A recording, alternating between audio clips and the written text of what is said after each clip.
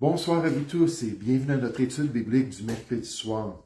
Bienvenue à notre analyse des vérités de la parole de Dieu, pour notre édification et pour notre compréhension de la volonté de Dieu pour notre vie. Ce soir, nous voulons examiner le concept avec au moins deux témoins. Avec au moins deux témoins. Ou on pourrait dire plus littéralement dans les Écritures, on nous dit sur la déposition de deux ou trois témoins. Sur la déposition de deux ou trois témoins. Donc, avec au moins deux témoins qui se prononcent sur une question quelconque, on va voir des exemples ce soir pour nous aider à comprendre. Cette vérité d'avoir au moins deux témoins est un principe de justice qui nous vient de la loi de Moïse, de la Torah. En effet, à quelques reprises, Dieu ordonne par Moïse de s'assurer que des accusations contre un citoyen d'Israël soient présentées avec au moins deux témoins de l'infraction, sinon trois, et même ça peut être plus que cela. Comme c'était le cas lors d'une offense ou d'une infraction simple à la loi de Moïse. On va chercher ensemble Deutéronome chapitre 19 pour regarder un exemple de cela. Donc, ça n'apparaît pas souvent dans la loi, mais à quelques reprises, pour nous montrer que c'était un principe que les juges devaient prendre à cœur lorsqu'ils traitaient des accusations contre un juif. Deutéronome chapitre 19, à partir du verset 14. Deutéronome chapitre 19 au verset 14. On nous dit « Tu ne reculeras point les bornes de ton prochain, posées par tes ancêtres, dans l'héritage que tu auras au pays dont l'Éternel ton Dieu te donne la possession. » Verset 15. « Un seul témoin ne suffira pas contre un homme pour constater un crime ou un péché, donc quelque chose d'assez général, quel qu'il soit.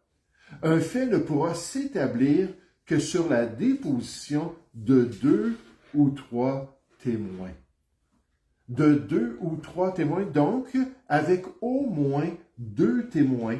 Ça, c'est le minimum permis par le Seigneur. Pas un seul témoin, mais au moins deux témoins. Et cette règle de justice devait s'appliquer dans les différents aspects de la justice pratiquée en Israël, même dans des cas de peine capitale, ou dans des circonstances où les descendants de Jacob étaient accusés d'un crime qui méritait la mort. Allons voir ça dans Deutéronome chapitre 17. Deutéronome chapitre 17. À partir du verset 4. Deutéronome chapitre 17, verset 4. Dès que tu en auras connaissance, dès que tu l'auras appris, tu feras avec soin des recherches. La chose est-elle vraie? Le fait est-il établi?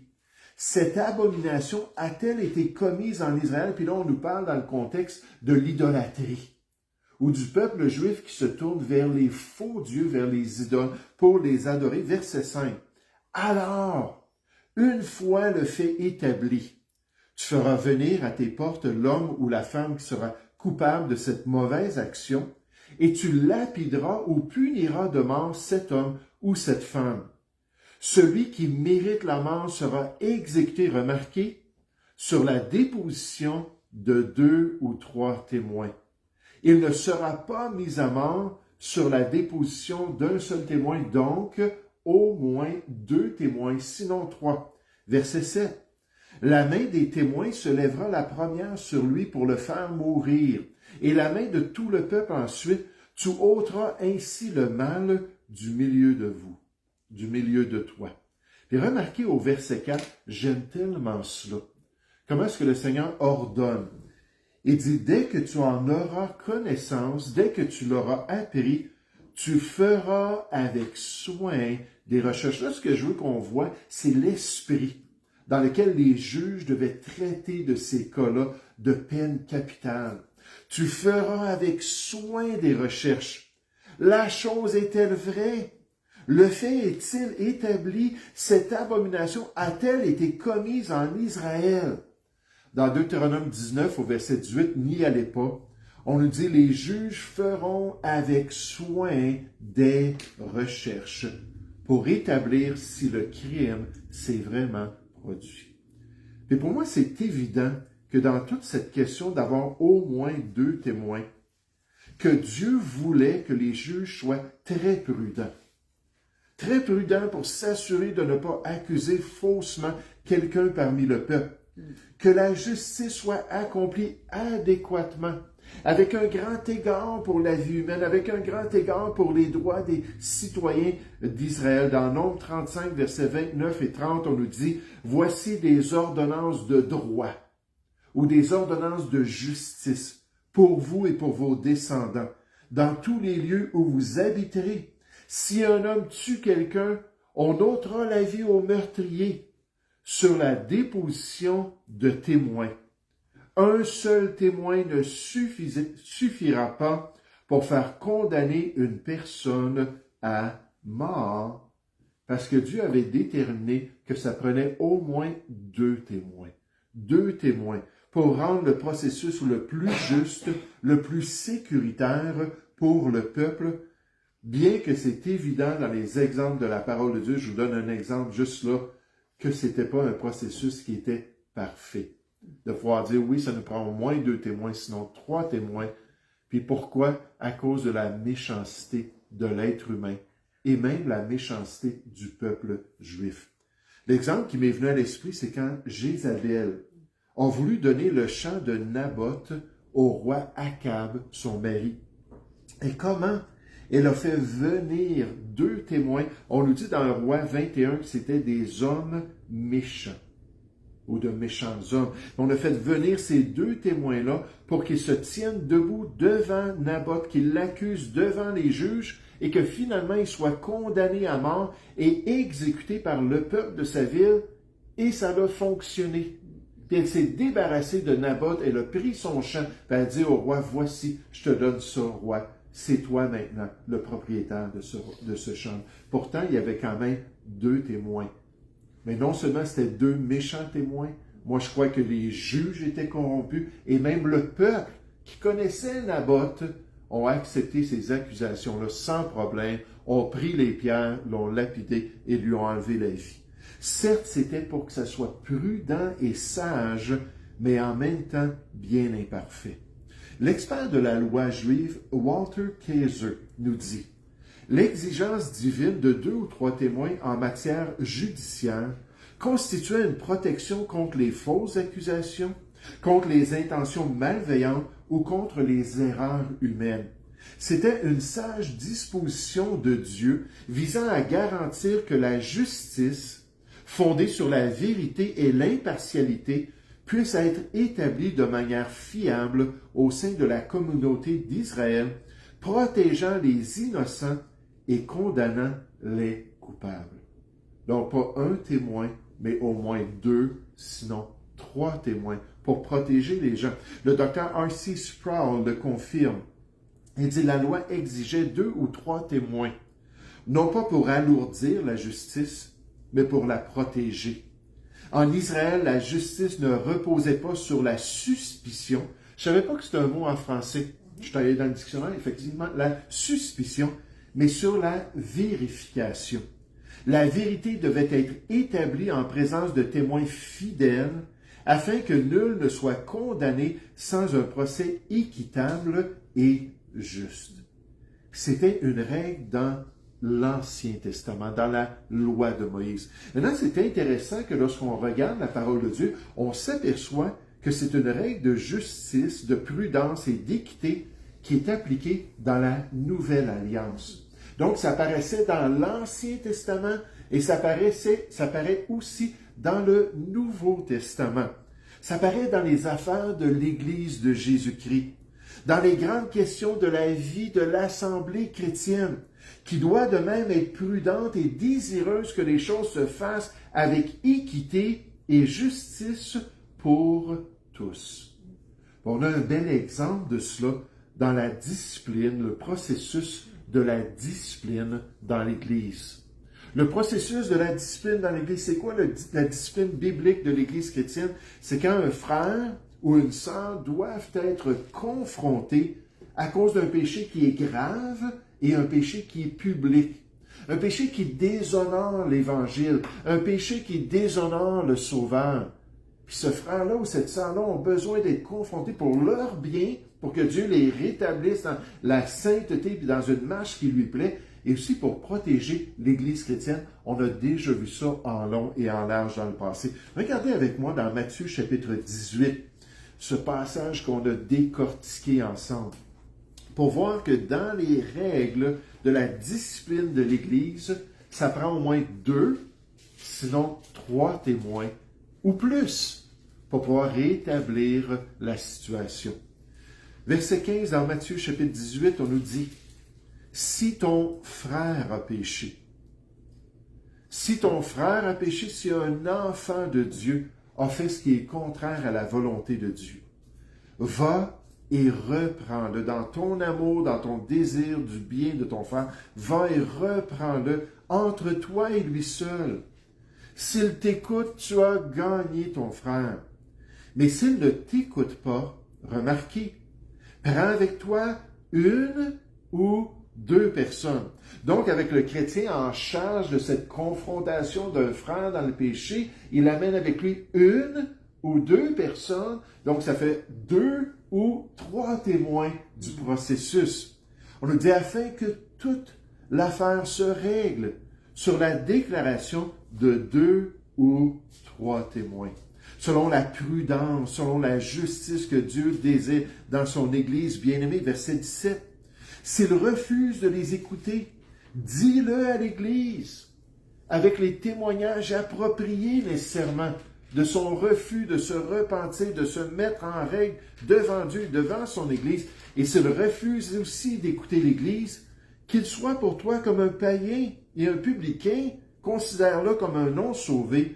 Je vous le dis en vérité, tout ce que vous lierez sur la terre dans ce processus sera lié dans le ciel, et tout ce que vous délierez sur la terre sera délié dans le ciel.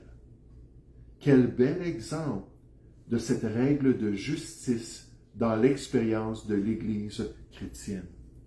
L'exigence de 2 ou 3 témoins dans Matthieu 18, 16, tirée directement de la loi de l'Ancien Testament, remplit plusieurs fonctions essentielles dans la discipline de l'Église.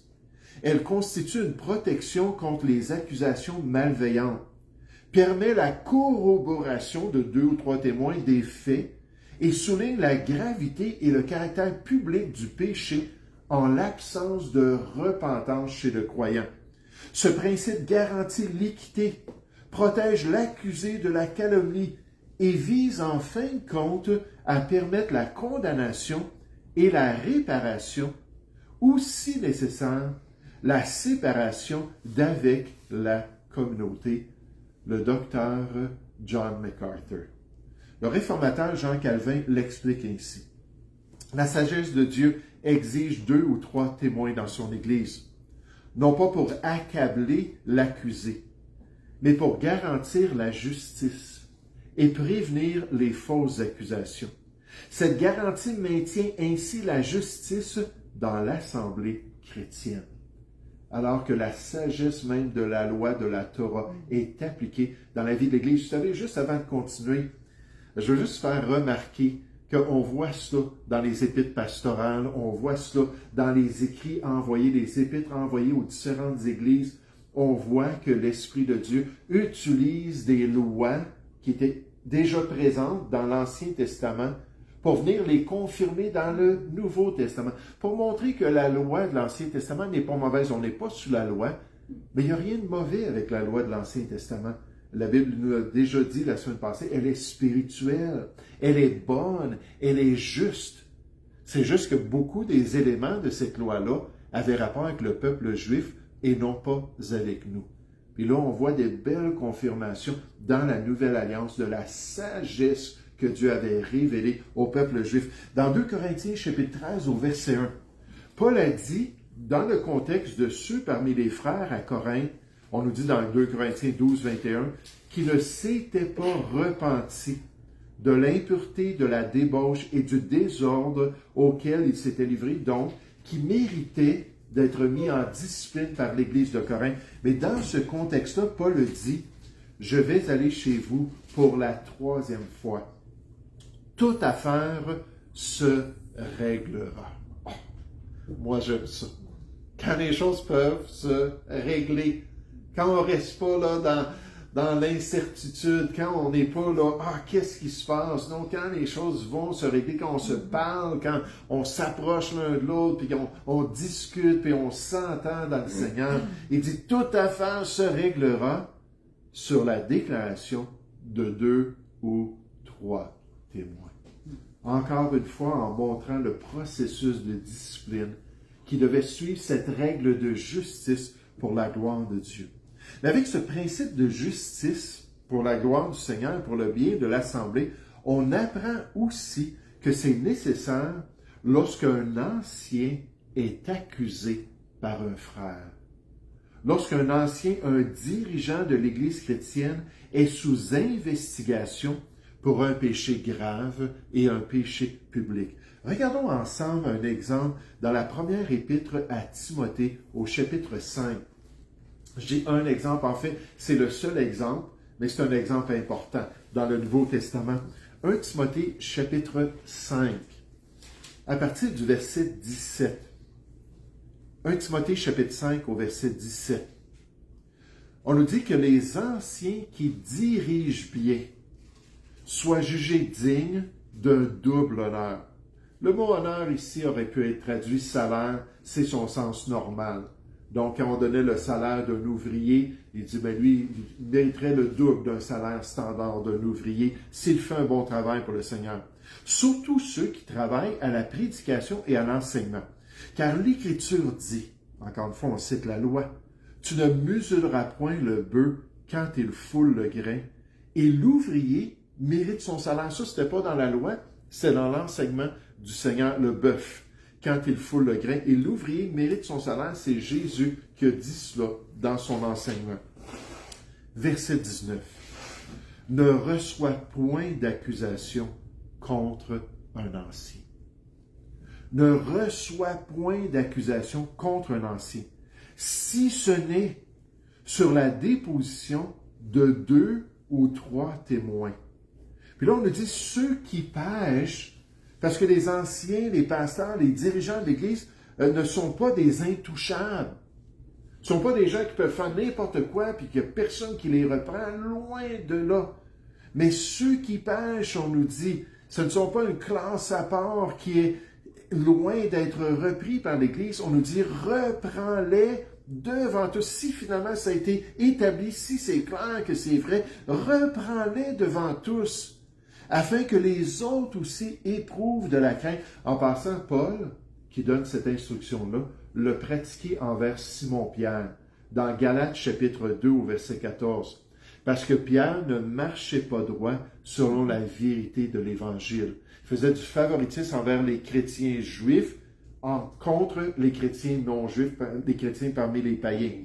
Puis Paul le reprit, la Bible dit, devant tous pour sa grave erreur publique et aussi nécessairement pour son influence sur les autres. Verset 21. « Je te conjure devant Dieu et devant Jésus-Christ et devant les anges élus, d'observer ces choses sans prévention et de ne rien faire par faveur, même si tu l'aimes, le pasteur, même si tu as une bonne relation, peut-être qu'il fait même partie de ta famille, ça peut arriver, ça. Des fois, c'est très émotif qu'on doit reprendre un dirigeant de l'Église. Nous, on a déjà expérimenté ça, où l'Église avait repris, puis finalement, sont revenus sur la réprimande qui était très biblique. Puis juste à cause des émotions, parce qu'il ne voulait pas perdre ce pasteur-là, il l'aimait tant, puis ainsi de suite. Mais ne fais rien par faveur. N'impose les mains à personne avec précipitation dans ce processus-là, nécessairement d'établir des anciens, et ne participe pas au péché d'autrui. Toi-même, conserve-toi pur. Les anciens et les pasteurs doivent aussi être repris lorsque nécessaire, mais surtout lorsque c'est établi grâce à des témoins dignes et fiables, au moins 2 d'entre eux, pour protéger l'œuvre du Seigneur et pour protéger la réputation d'un serviteur de Dieu. Encore le pasteur MacArthur pour terminer. L'instruction de l'apôtre Paul dans 1 Timothée 5 au verset 19 ne reçoit aucune accusation contre un ancien, si ce n'est sur la déposition de 2 ou 3 témoins, constitue une protection essentielle.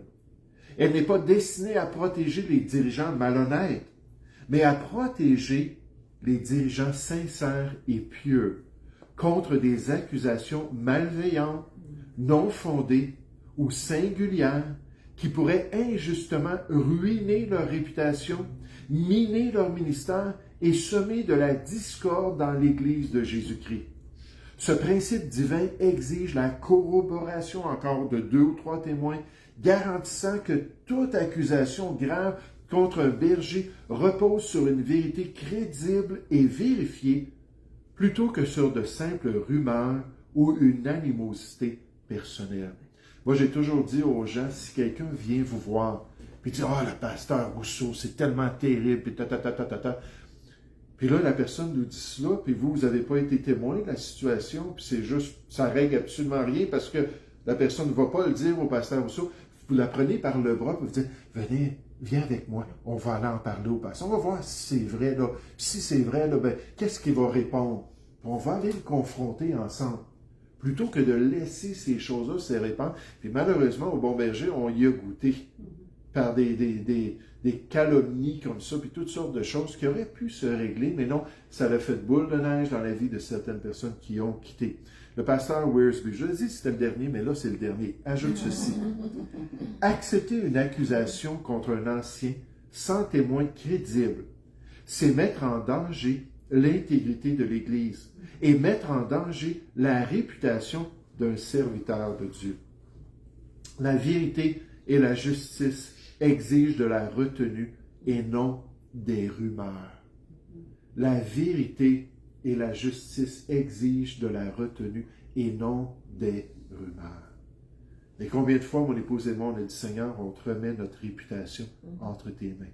Des gens qui venaient visiter, qui disent, bon, ça a l'air est bien, mais c'est pas ce qu'on a entendu, c'est loin de ce qu'on a entendu de vous autres, puis ainsi de suite.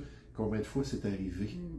Tout le genre d'idées qui est propagé, des idées qui sont propagées, qui ne sont pas fondées. Puis certaines, peut-être, mais venez me le dire, puis qu'on règle les choses plutôt que de juste calomnier puis attaquer les gens comme ça. Qu'est-ce qu'on a appris ce soir? On a vu que les 2 testaments présentent une règle de justice pour l'établissement d'un verdict quelconque. Des fois dans des choses plus secondaires, des fois dans des choses très graves comme la peine capitale.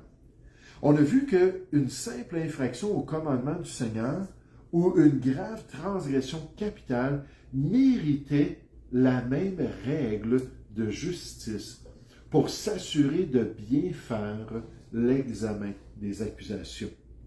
Aussi, on a vu que Dieu voulait que le tout soit confirmé par des témoins, 2 ou 3 témoins qui étaient dignes et fiables. Dans la Nouvelle Alliance et dans la vie de l'Église, on a vu que la discipline des membres doit se faire avec sérieux, puis doit se faire avec prudence, incluant nécessairement la réprimande des dirigeants. Les dirigeants qui ne sont pas des intouchables. J'espère que vous allez vous souvenir de ça. Si jamais quelqu'un dit « Ah, le pasteur, on ne peut rien faire contre lui », puis ainsi de suite. Non, non, non. Moi-même, je l'avoue, je ne suis pas une classe à part, je ne suis pas un intouchable, puis que si j'ai besoin d'être repris, qu'on me reprenne de la bonne manière.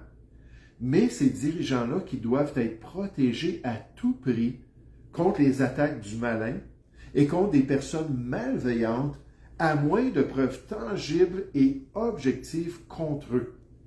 Puis que le Seigneur donne de la sagesse et du discernement à son Église pour qu'on pratique cette règle-là et qu'on s'assure de bien faire l'œuvre de Dieu pour la gloire du Seigneur. On va prier ensemble.